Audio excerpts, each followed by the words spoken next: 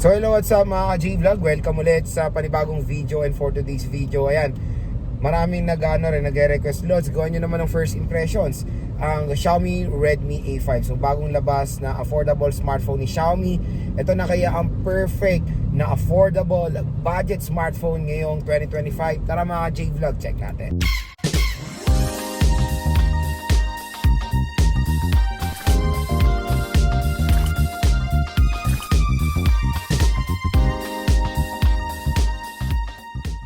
Kaya mga ka-J-Vlog, marami nag-request gumawa tayo ng first impressions sa Xiaomi Redmi A5. And syempre, matik, bibili natin yung smartphone na yan. Unahin muna natin yung mga review units natin na Itel Power 70 and the Poco C71.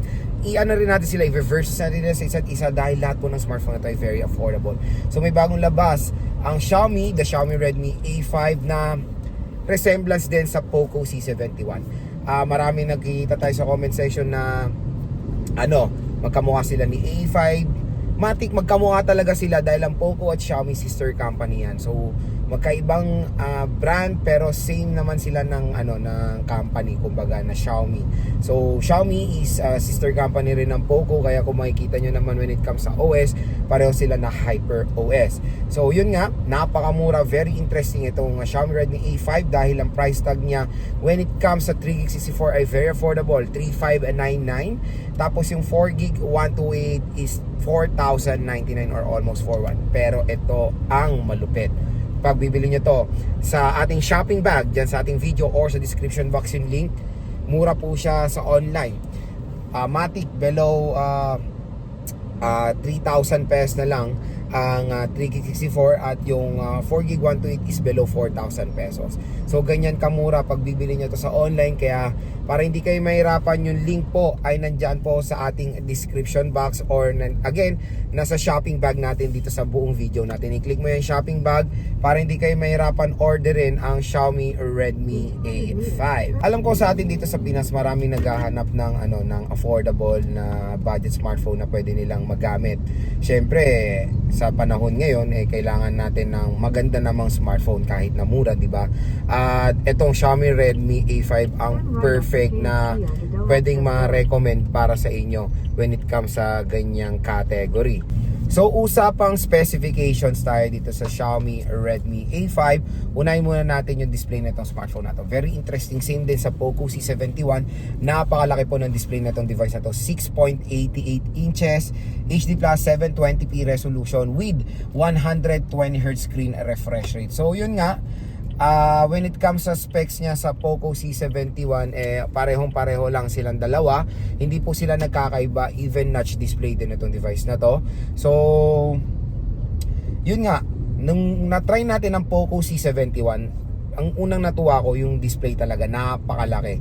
So yun yung isang buying factor natin, or ibang consumers buying factor is yung large display na makikita naman natin dito sa Poco C71. So yun, ito maganda dito. At ito yung magiging buying factor natin sa Xiaomi Redmi A5. Chipset niya is the Unisoc Tiger 7250 with an octa-core CPU with a clock speed of 1.8 GHz, and of course the GPU is Mali G57. OS out of the box is Android 15 with Android Go edition po ito, ha. Yes, tulad din sa sa Poco C71, para siyang stock Android experience like yung OS nung Hyper OS nun. I think, ewan ko kung Hyper OS pa yon or iba.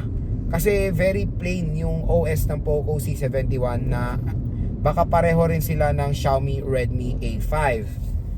Pagdating sa main camera, meron siyang dual rear camera system with 32 megapixel main. Mataas naman, same din sa Poco C71 with an 8 megapixel front facing camera. Syempre, when it comes sa biometrics, dalawa, meron tayong fingerprint scanner, side mounted, at meron tayong face unlock. So pagdating sa battery, meron tayong 5,200 milliamp hour non-removable battery with 15 watts fast charging. So yun mga ka-J-Vlog, nalaman nyo na yung price, specs, and availability ng Xiaomi Redmi A5. Next, dito tayo sa overall first impressions natin based sa kanyang specifications. Again, i-review natin to, game test unboxing. Habang wala pa tayong review unit, magbibigay na ako ng first impressions para sa mga viewers natin ay makapag-purchase sila ng Xiaomi Redmi A5. Sa mga hindi pa familiar sa specs, malaking tulong ito kung nagde-decide na kayo bumili agad ng Xiaomi Redmi A5. So unang-una, display nito all goods, napakalaki. Again, na-try na natin ang Poco C71 kaya maganda rin naman siyang kumbaga na imagine niyo natin na parehong-pareho sila, chipset lang pinagkaiba. So kaya parang meron na rin akong na hands-on kumbaga dito sa Xiaomi Redmi A5 sa katawan ng Poco C71. So yun nga, napakalaki ng display, 6.88 inches with a 120Hz screen refresh rate. Yung resolution again mga ka-J-Vlog sa kanyang presyo is yan na rin talaga standard sa mga budget smartphone. HD Plus 720p resolution, di na tayo magrereklamo dyan. Ang maganda rin kasi sa device na to, sa price tag na 3,000 to 4,000 pesos, naka 120Hz refresh rate. So sabihin na natin future proof na ang refresh rate nito. Pero I think nakita ko doon sa Poco C71 nung sineset natin siya is up to lang. Hindi po siya naka-standard or fix na nakaset sa 120Hz. So, kumbaga kung kailangan lang 120Hz, doon lang natin ma-apply yung 120Hz. Tingnan natin dito sa Xiaomi Redmi A5 kung sa unboxing natin, kung ibaba sa Poco C71. So, next, sa chipset. Ito yung magiging buying factor ng consumers pagdating sa Poco C71 at sa Xiaomi Redmi A5. Yung chipset mga J-Vlog. Kasi, all the way na ako sa chipset ng Xiaomi Redmi A5 dahil Unisoc chipset. Mas maganda pa rin yung chipset ng Xiaomi Redmi A5 na Mali G57 na okay yung GPU na yan sa mga modern games tulad na lang ng ML COD. Kayang-kaya ng device na to. Next mga ka-J-Vlog, when it comes sa camera, pareho lang sa Poco C71 na 32 megapixel main camera. Dual rear camera nakalagay, pero tinignan din natin yung Poco C71 useless. To be honest, yung pangalawang camera niya. So titingnan na lang natin yung main camera nito na 32 megapixels. So mataas din naman. Na-try rin natin yung Poco C71. Medyo maganda rin naman ang mo-offer na image quality. Sa price tag na 3,000 to 4,000 pesos, makakapagbigay naman ng justice yung photo quality ng Poco C71. So expect natin dito sa Xiaomi Redmi A5 na ganun din ang performance niya. Susunod sa battery is malaki. Same din sa Poco C71, 5,200 mAh na removable battery with same din na 15 watt fast charging rate. So yun nga, nakakatuwa, sa murang halaga lang napakakunat na ng battery na mo-offer ng device na to. So expect nyo battery performance, maganda rin naman na mo-offer ng Xiaomi Redmi A5. Pinakala sa design and form factor, marami ako nakikita sa comment section na kamukha niya nung ni-review ko na or in-unbox ko ni Poco C71, kamukha niya yung A5. Yes, kamukha niya talaga yung Poco C71 dito sa Xiaomi Redmi A5.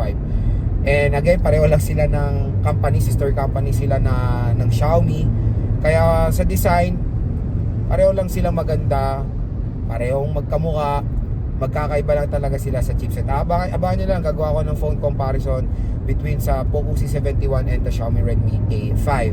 So yun mga ka-J-Vlog, yung ating first impressions review dito sa bagong labas sa Xiaomi Redmi A5. Again, kung interested kayo dito sa napakalupit, super budget meal na smartphone today, ilalagay ko po yung link niyan dito sa ating description box or sa ating basket or sa shopping bag. I-click nyo na lang para hindi kayo mahilapan, add to cart nyo na agad etong Xiaomi Redmi A5 dahil napakasulit.